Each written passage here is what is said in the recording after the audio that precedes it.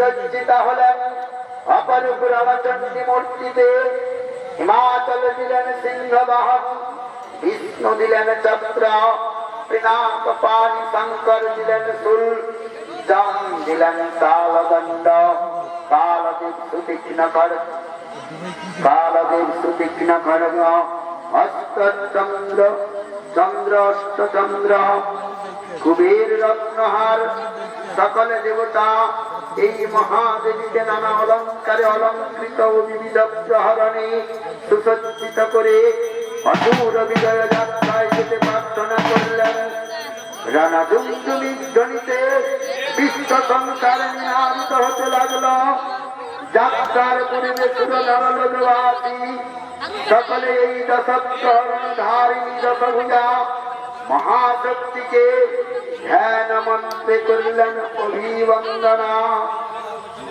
দেবীর রণ আহ্বান শব্দ স্মরণ করে সসৈন্যে ধাবমান হল মহাবলশালী মহিষাসুর।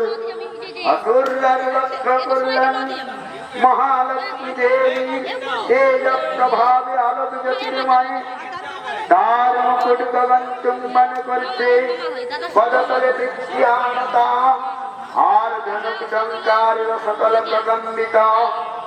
দেবসেনাপতি মহাশক্তির জয় মন্ত্রের গুণে দেবীকে দান করলেন মহাপ্রীতি। নমো চণ্ডী নমো চণ্ডী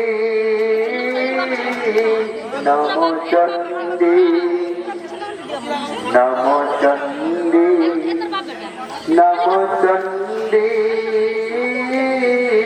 নমো চণ্ডী। জাগরক্ত বীজনি কিন্তিনি জাগ মহিষাসুর বিমর্দিনী, ওঠে শঙ্খ মন্ত্রে অব্রবক্র শঙ্কা।